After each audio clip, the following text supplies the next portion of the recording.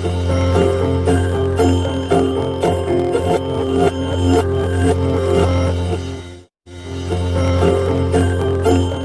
के का विवाह धनु के साथ हुआ। धनु के अनेक बलशाली और तपस्वी पुत्र हुए। उसमें एक पुत्र है विप्रचित्ति, और विप्रचित्ति क्या दंभ का प्राकट्य हुआ। दंभ बड़ा जितेंद्रिय, धार्मिक और विष्णु भक्त है, लेकिन उसके कोई पुत्र नहीं है। दंभ के कोई पुत्र नहीं है। उसको चिंता व्यक्त हुई। शुक्राचार्य भगवान से उसने भगवान श्री कृष्ण का मंत्र प्राप्त किया और पुष्कर में जाकर के तपस्या आरंभ किया। उस दंभ ने घोर तप किया है। कृष्ण मंत्र का जप करते हुए उसने 1,00,000 वर्ष व्यतीत कर दिए। 1,00,000 वर्षों तक वह दंभ तप करता रह गया उस पुष्कर क्षेत्र में। 1,00,000 वर्ष के बाद उस दंभ के मस्तक से दिव्य तेज निकला और वह तेज सर्वत्र पूरे त्रैलोक्य में व्याप्त हो गया। उस तेज को देख करके सब देवता जलने लगे। इंद्र को आगे करके सब के सब ब्रह्मा जी के पास आए हैं। संपूर्ण सब पक्षियों के प्रदाता विधाता को प्रणाम किया। व्याकुल होकर के वृत्तांत बताया है। ब्रह्मा जी ने सब देवताओं को साथ लिया। भगवान विष्णु के वैकुंठ को गए हैं और प्रणाम करके भगवान विष्णु की स्तुति किया है। कहे हे देवाधिदेव, हमको पता नहीं है कि कौन सा कारण है, लेकिन दिव्य तेज फैला हुआ है जिसके कारण हम सब तप रहे हैं। हे दीनबंधो, इस तेज से हमारी रक्षा कीजिए। भगवान मुस्कुराने लगे। उन्होंने कहा, हे ब्रह्मा देवताओं, शांत हो जाओ, भयभीत मत हो, कुछ भी नहीं होगा। यह तेज तो दम्भ नामक दानव का है, जो मेरा परम भक्त है। वह पुत्र की प्राप्ति के लिए तपस्या कर रहा है। मैं वरदान देकर के इस तेज को शांत कर दूंगा। शंकर ऋषि कहते हैं, वेदव्यास जी, विष्णु जी के ऐसा कहने पर ब्रह्मा देवता शांत हो गए हैं और सब अपने अपने धाम को लौट गए। भगवान अच्युत गरुड़ पर विराजमान होकर के पुष्कर आए हैं, जहाँ पर वह दंभ नाम का दानव जप कर रहा था। मधुर वाणी में भगवान ने कहा है, हे भक्तराय दंभ, तुम वर मांगो। सुंदर भगवान की वाणी सुनकर के नेत्र खुल गए दंभ के। बारंबार भगवान की स्तुति करने लगा है। कहते हैं, हे रमानाथ, मुझे पर कृपा कीजिए और मुझे ऐसा एक पुत्र प्रदान कीजिए जो आपका भक्त हो, महान बल पराक्रम से संपन्न हो, त्रिलोकी को जीत ले, परंतु देवता उसे पराजित न कर सके।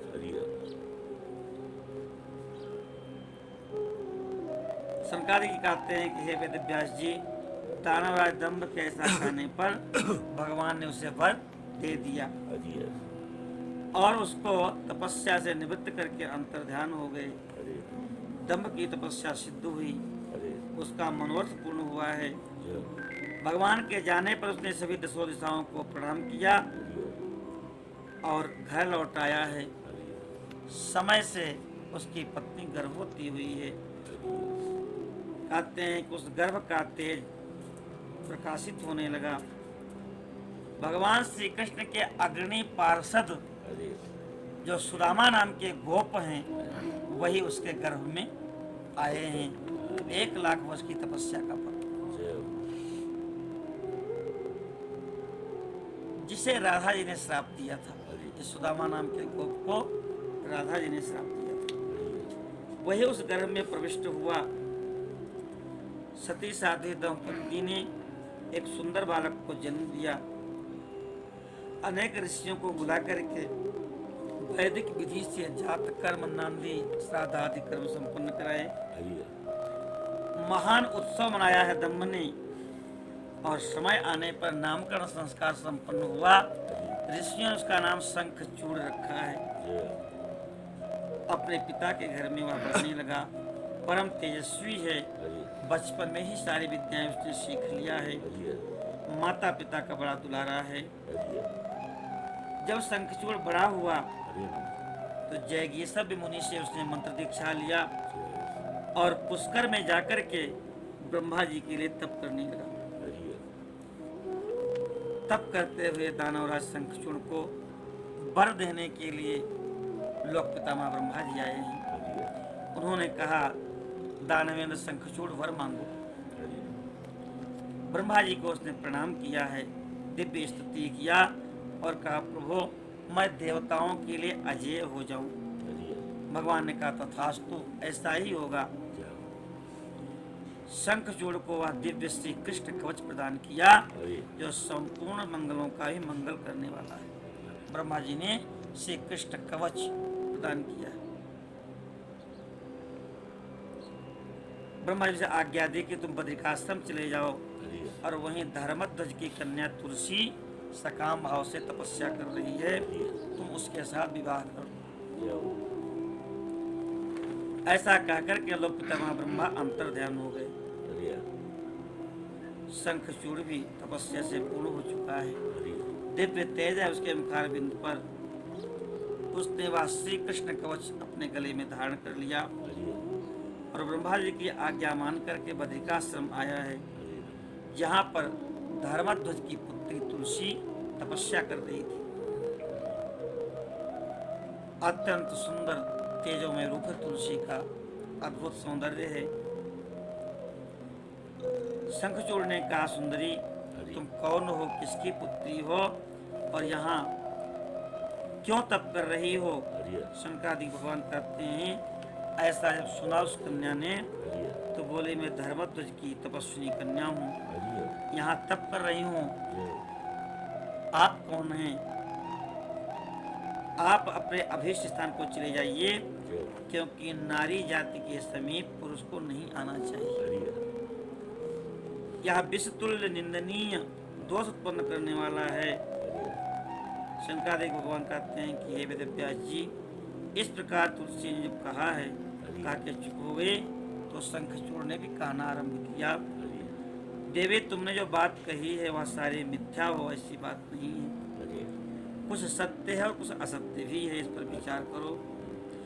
जगत में जितनी पतिव्रता नारियां हैं उनमें तुम अग्रणी हो। हरि मेरा ऐसा विचार है, मैं पाप बुद्धि कामी नहीं हूँ, हरि मैं कोई कामी पुरुष नहीं हूँ। हरि उसी प्रकार तुम भी काम के पराधीन नहीं हो। जय मैं ब्रह्मा जी की आज्ञा से तुम्हारे समीप आया हूँ और गांधर्व वेद से तुम्हें ग्रहण करना चाहता हूँ। हरि क्या तुम मुझे नहीं जानती?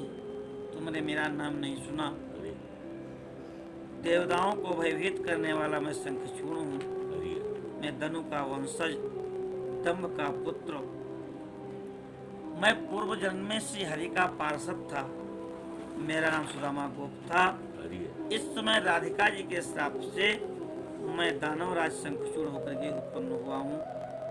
ये सारी बातें भगवान श्री कृष्ण के प्रभाव से मुझे ज्ञात है। हरि शंकरादि भगवान कहते हैं कि हे मुने, तुलसी के समक्ष ऐसा कहके शंखचूड़ चुप हो गया। हरि तुलसी मुनि भद्र पुरुष, हरि आपने अपने सात्विक विचारों से मुझे परास्त कर दिया। जय जो पुरुष स्त्री द्वारा परास्त न हो सके वह संसार में धन्यवाद का पात्र है, हरि क्योंकि जिसे स्त्री जीत लेती है हरि वह पुरुष सदाचारी होते हुए भी अपवित्र हो जाता है। जय देवता पितर समस्त मानव उसकी निंदा करते हैं। हरि जनना शौच और मरना शौच में ब्राह्मण 10 दिनों में, क्षत्रिय 12 दिनों में, वैश्य 15 दिनों में और शूद्र 1 महीने में शुद्ध हो जाता है। हरि लेकिन जो पुरुष स्त्री से पराजित हो जाता है हरि उसकी शुद्धि चिता में दाह के बाद ही होती है।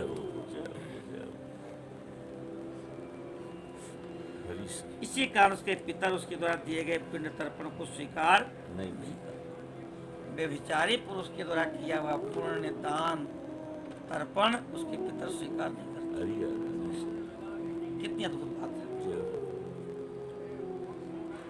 अतः देवता भी उसके द्वारा अर्पित किए हुए पुष्प फला स्वीकार नहीं करते, जिसका मन स्त्रियों द्वारा आहत हो जाता है। हरि उसके ज्ञान उत्तम तप जप होम पूजन विद्या और दान से कोई लाभ नहीं होता, जय हो। अर्थात उसके सभी निष्फल हो जाते हैं।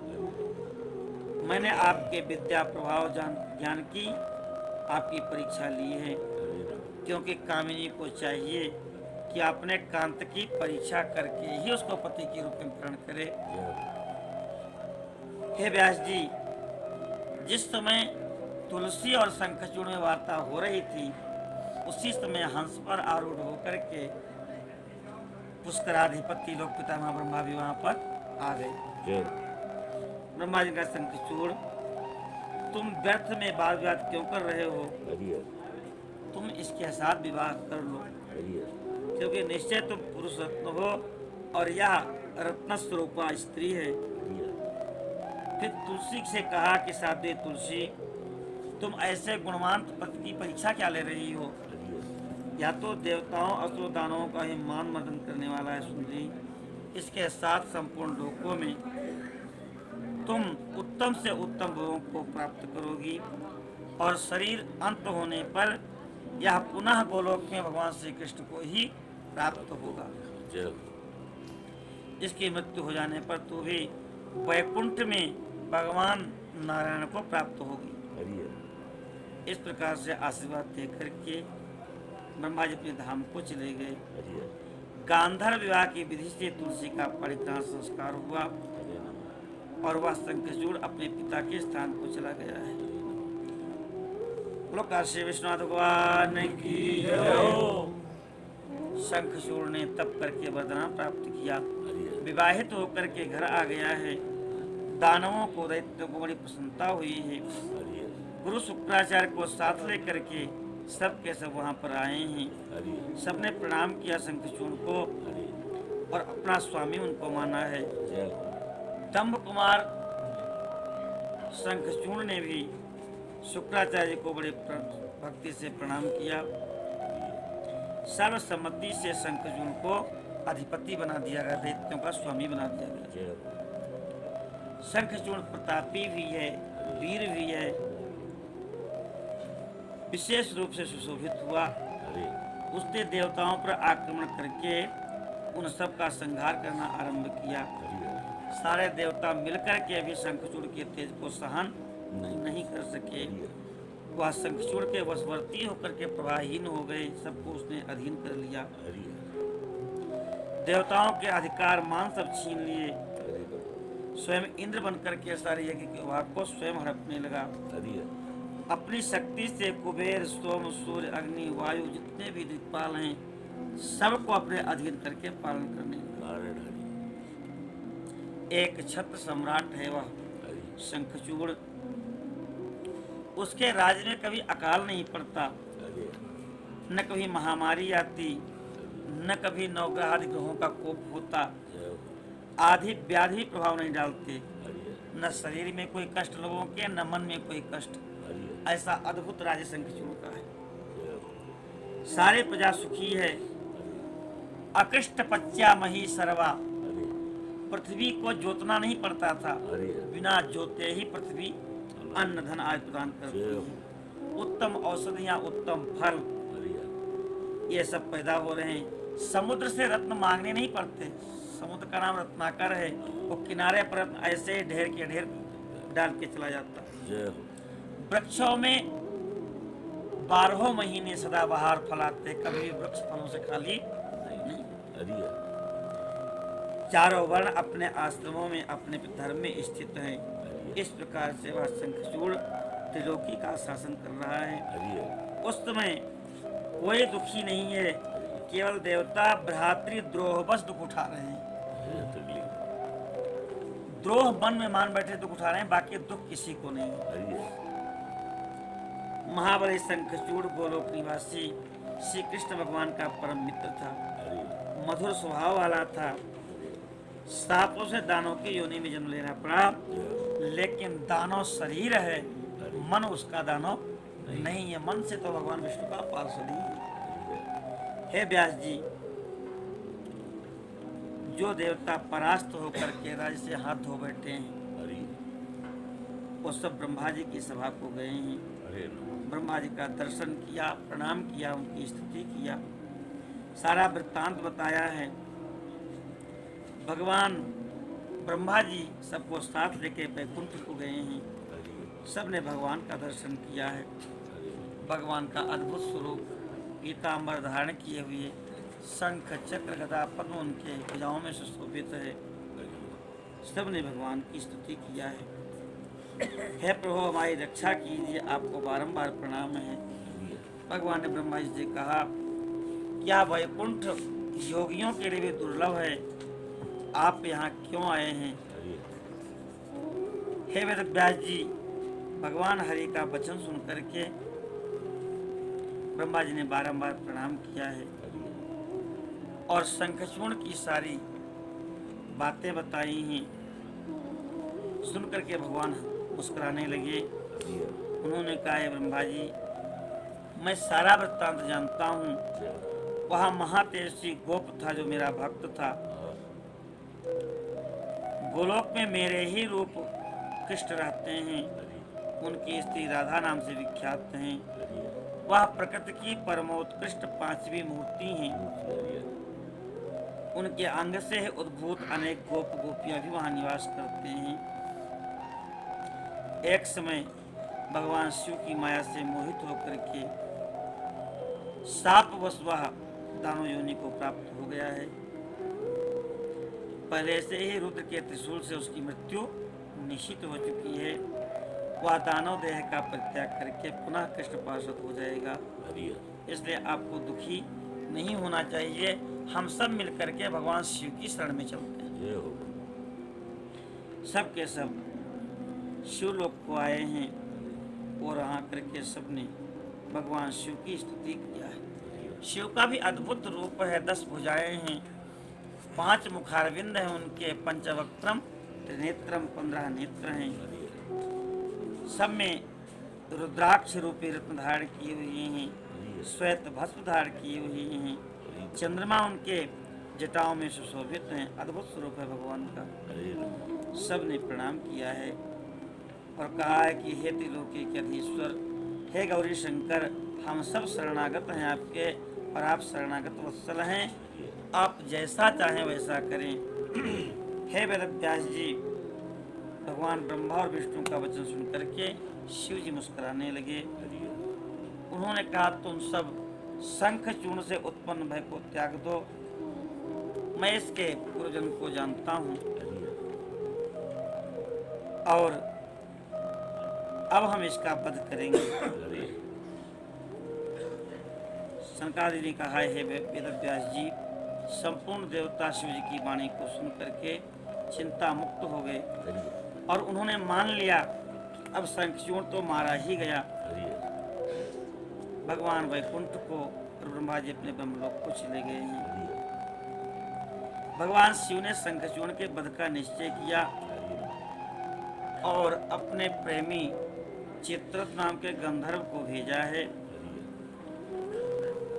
शंखचूर्ण के पास गंधर्व गया और उसने समझाया कि शंखचूर्ण तुम देवताओं का राज्य देवताओं को वापस कर दो, ऐसा भगवान शिव की आज्ञा है। शंखचूर्ण ने कहा, बिना युद्ध के हम कोई राज्य वापस नहीं करेंगे। मैं शिव के साथ युद्ध करूंगा, परास्त हो गया तो मैं वापस कर दूंगा। ये जा करके आप शिव जी को बता दें। ऐसा कहने के बाद वह शिवदूत पुष्पदंत ही चित्रसेन ही पुष्पदंत हुए हैं। चित्ररथ जाके शिव जी को बताया जब, तो शिव जी अपार क्रोध में आ गए। उन्होंने अपने वीरभद्र आर्गणों से कहा, हे वीरभद्र, हे नंदी, हे हमारे 8 भैरव, हे क्षेत्रपाल, आज मैं शंखचूर्ण का वध करने के लिए तैयार हूँ। मेरी आज्ञा से सारे गण भी तैयार हो जाएं। स्वामी कार्तिक और गणेश जी को भी साथ में ले लो। भद्रकाली भी अपने सिंह पर बैठ करके प्रस्थान करें। आज शंखचूर्ण का वध करना है। शिव जी अपनी सेना के साथ चल पड़े हैं। संपूर्ण सेनाओं के अध्यक्ष स्कंद, गणेश सब के सब शिव जी के पास आ गए हैं। अपार सेना है शिव जी की। कहते उस समय महेश्वरी देवी भद्रकाली भी 100 भुजाएं धारण करके आई हैं जय हो। शिव जी के साथ में। सब के सब आकर के भगवान चंद्रशेखर को प्रणाम किए और उसी चंद्रभागा नदी के तट पर मनोहर वटवृक्ष के नीचे सब के सब खड़े हो गए हैं। शंखचूड़ ने भी महल के अंदर जाकर के अपनी पतिव्रता स्त्री तुलसी से सारी बात बताई। अरे राम। देवी समूह के दूत के मुख से मैं युद्ध के लिए उद्यत हुआ हूँ, अरे मैं निश्चय ही शिव से युद्ध करूंगा, अरे इसके लिए तुम मुझे आज्ञा प्रदान करो। जय हो। ऐसा कहकर के उस ज्ञानी ने अपनी प्रिया को समझाया। ब्राह्ममुहूर्त में उठ करके अपना नित्य कर्म किया है, बहुत सा दान दिया है, अपने पुत्र को राज पर अभिषिक्त करके उसने अपनी भार्या राजशाही संपत्ति उसके अधीन कर दिया। उसकी प्रिया तुलसी रोती हुई उसकी रण यात्रा का निषेध करने लगी, आप युद्ध करने मत जाओ। शंखचूड़ ने अनेक प्रकार की कथाएं कहा कि उसको धैर्य बंधाया अरे और दानवराज ने कवच धारण करके युद्ध के लिए उद्यत हुआ। सेनापतियों को आदेश दिया है, अपार सेना है उस दैत्य की। शंकराचार्य भगवान कहते हैं कि सेनापतियों को आदेश देकर के वह महाबली शंखचूड़ हजारों प्रकार की सेनाओं से घिर करके नगर से बाहर निकला है। अरे वह दानवराज 3 लाख अक्षौहिणी सेनाओं पर शासन करता हुआ शिविर से बाहर निकला है। 3 लाख अक्षौहिणी सेना। आयुतंच नागा अरे त्रिगुणी रथानाम लक्षैकयोधा 10 लक्षवाजिनाम अरे पदाति संख्या 37 कोटयः अक्षौहिणीं तां मुनयो वदन्ति। आयुतंच नागा 10,000 हाथी, त्रिगुणी रथानाम 30,000 रथ, अरे लक्षैक योद्धा 1 लाख पैदल योद्धा, 10 लाख वाजिमान और 10 लाख घुड़सवार जय हो। और 36 करोड़ पैदल लड़ने वाले, ओह, इसको एक अक्षौहिणी कहते हैं। जय हो। ऐसी 3 लाख अक्षौहिणी सेना का अधिपति है शंखचूड़। जय हो। पुष्पद्रा नदी के किनारे सिद्धाश्रम में गया है, अरे वहां पर मनोहर वटवृक्ष था अरे जो समस्त सिद्धों को सिद्धि प्रदान करने वाले था। अरे कहते हैं भारत में उसको कपिल भगवान का तपस्थान कहा जाता है। अरे भूभाग के पश्चिम समुद्र से पूर्व, मलय पर्वत से पश्चिम, शीशैल पर्वत से उत्तर और गंधमादन पर्वत दक्षिण था। उसकी चौड़ाई 5 योजन, लंबाई 5 योजन। उस स्वच्छ जल से परिपूर्ण पुष्पद्रा और सरस्वती नाम की 2 रमणीय नदियां बहती हैं। कहते हैं वहां पहुंचकर शंखचूड़ ने शिव जी की सेना को देखा। अरे मुने पहले उसने दानवेश्वर को दूत के रूप में भेजा और कहा शिव जी हमसे युद्ध न करें। जय हो। शंखचूड़ ने अपना दूत भेजा और कहा कि मैं चाहता हूं कि शिव जी मुझसे युद्ध न करें, देवताओं का राज्य मैं लौटा दूंगा, लेकिन वो वापस चले जाएं। अरे भगवान शिव ने कहा दूत हम किसी का भी पक्ष नहीं लेते, अरे क्योंकि हम सर्वतंत्र स्वतंत्र हैं। न मैं देवताओं का पक्ष लेता न दैत्यों का पक्ष लेता। सदा हम अपने भक्तों के अधीन रहते हैं और उनकी इच्छा से उन्हीं का कार्य करते हैं। पहले हम समुद्र में मधु और कैटव का भगवान के साथ युद्ध हुआ था। फिर भगवान विष्णु ने देवताओं के प्रार्थना करने पर प्रहलाद के कारण हिरण्यकशिपु का वध किया था। तुमने यह भी सुना होगा कि अपने भक्तों की इच्छा पूर्ण करने के लिए हमने त्रिपुर का वध करके भस्म कर दिया था। अरे पूर्व काल में सर्वेश्वरी जगत जननी जगदम्बा का शुंभ के साथ युद्ध हुआ था, अरे जिसमें उन्होंने दैत्यों का वध कर डाला था। वह भी देवताओं के प्रार्थना करने पर हुआ था। वही देवगण आज ब्रह्मा के शरण में आए, अरे वह ब्रह्मा हरि के शरण में आए और भगवान हरि ब्रह्मा हमारे पास आए। देवगणों के प्रार्थना के वशीभूत, देवताओं का अधीश्वर होने के कारण मैं युद्ध के लिए आया हूँ। तुम भी तो महात्मा श्री कृष्ण के पार्षद हो। अन्य जो दैत्य मारे गए हैं उनसे तुम्हारी क्षमता बिल्कुल नहीं है। तुम्हारी समानता कोई दूसरा नहीं कर सकता, इसलिए तुम्हारे युद्ध करने में मुझे कौन सी लज्जा होगी। अर्थात मैं ईश्वर हूँ, देवताओं ने मुझसे प्रार्थना किया है, इसलिए तुम जाओ और मुझे देवताओं का कार्य करना है। वह शंखचूड़ का दूत आया और उसने शंखचूड़ से सारी बातें बताई हैं। शनकादिक भगवान कहते हैं कि हे वेदव्यास जी, विस्तार पूर्वक शिव के वचन को शंखचूड़ को सुनाया है। अब तो शंखचूड़ ने भी परम प्रसन्न होकर के युद्ध को स्वीकार किया, रथ पर आरूढ़ हुआ है और अखिलेश्वर शिव ने भी अपनी सेना को आगे बढ़ने की आज्ञा दिया। युद्ध आरंभ हुआ है। देवता और दानव परस्पर युद्ध करने लगे, धर्म पूर्वक युद्ध करते हैं। महेंद्र वृषपर्वा के साथ लड़ रहे हैं। विप्रचित्ती जो इस शंखचूड़ का पिता है वह सूर्य के साथ युद्ध कर रहा है। विष्णु का युद्ध दंभ के साथ हो रहा है। विप्रचित्ती बाबा है शंखचूड़ के, दंभ पिता है। कालासुर से काल, गोकर्ण से अग्नि, कालके से कुबेर, इस प्रकार से 12 आदित्य सब के सब आपस में युद्ध करते हैं।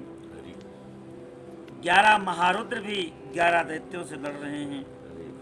राहु के साथ चंद्रमा, शुक्राचार्य के साथ बृहस्पति युद्ध कर रहे हैं। नंदीश्वर आदि गण भी युद्ध कर रहे हैं। विस्तार कहाँ तक बताया जाए। कहते इसी बीच वीरभद्र शंखचूड़ से युद्ध करने लगे। जिन अस्त्रों को वह शंखचूड़ छोड़ता है, वीरभद्र उनको अपने बाणों से काट देते हैं। उसी समय पराम्बा जगज्जननी, जिनके 100 भुजाएं हैं, सिंह पर बैठ के गई हैं और सिंहनाद करते हुए भी युद्ध करने लगे। उस सिंह के नाद को सुन के सारे दैत्य मूर्छित हो गए। भगवती ने बारंबार अट्टहास किया और मधुपान करके वो नृत्य करने लगी हैं।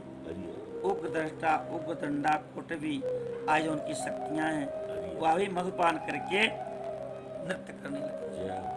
रणचंडी तो रक्तपान करती ही हैं।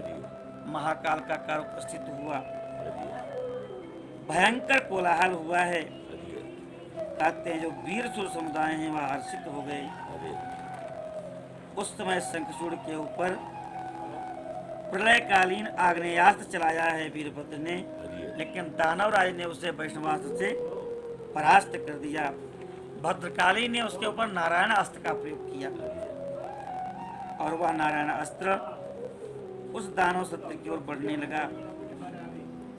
नारायण अस्त्र का एक ही विकल्प है कि उसके सामने शरणागत हो जाओ और कोई उसका काट नहीं है। क्योंकि शंखचूड़ जानता था, उसने अस्त्र शस्त्र करके वह लेट गया सामने। उस दानव को विनम्र देख करके अस्त्र वापस हो गया। भगवती ने ब्रह्मास्त्र चलाया। ब्रह्मास्त्र को देखा तो दानवराज ने फिर भी लेट के उसको प्रणाम किया, ब्रह्मास्त्र भी वापस हो गया। अंत में कुपित होकर के वह शंखचूड़ धनुष को खींचकर देवी के ऊपर मंत्र पाठ करते हुए दिव्यास्त्रों की वर्षा करने लगा। भगवती प्रचंड मुख फैला करके उसके सारे अस्त्रों को निगल गई और प्रचंड अट्टहास करने लगी। सारे दैत्य भयभीत हो गए। शंखचूड़ ने काली के ऊपर 100 योजन लंबी शक्ति का प्रहार किया, 400 कोस लंबी शक्ति का प्रहार। लेकिन भगवती ने अपने बाणों से उसके 100 टुकड़े कर दिए। इस प्रकार देवी जी से और शंखचूड़ से बहुत समय तक युद्ध होता रहा। देवता और दैत्य केवल दर्शक बने रहे।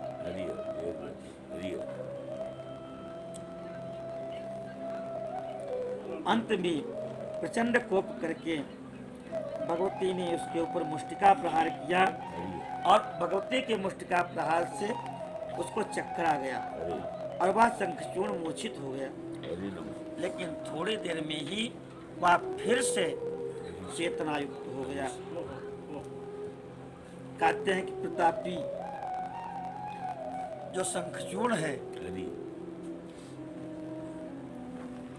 उसकी पराम्बा के प्रति मातृबुद्धि है। हरे तो मातृबुद्धि ने कारण भगवती ने बाहु युद्ध नहीं किया। हरे बाहु युद्ध न करके भगवती शांत हो गई। हरे देवी ने दानों को पकड़ करके बार बार घुमाया हरे और क्रोध पूर्वक उसको ऊपर के उछाला। हरे नमः कहते हैं वह दैत्य पृथ्वी पर गिरा और गिर के फिर उठ करके खड़ा हुआ। जय न उसको भय लगा न कोई भ्रांति हुई, हरे बल्कि वह प्रसन्न है हरे जैसे कोई बालक माँ की गोद में खेल रहा हो। हरि प्रभु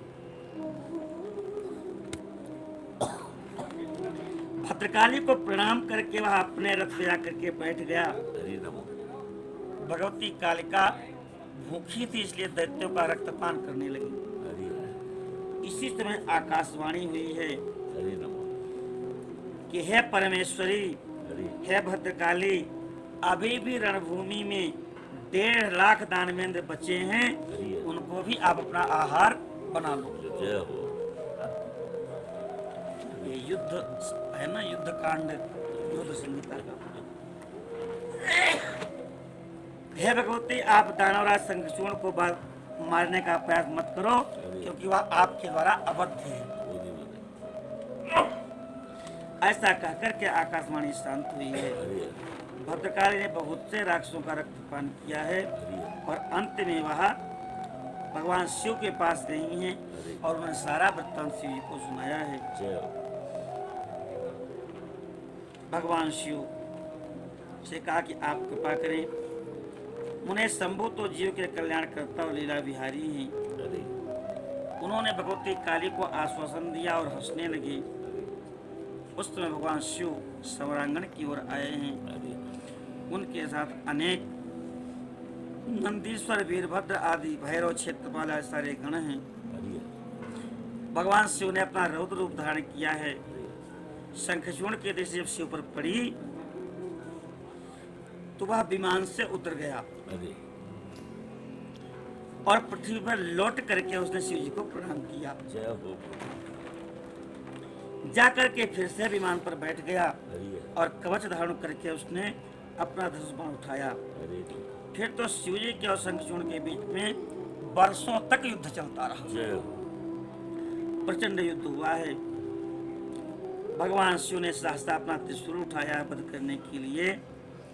इस त्रिशूल का निवारण करना किसी के लिए भी संभव नहीं है।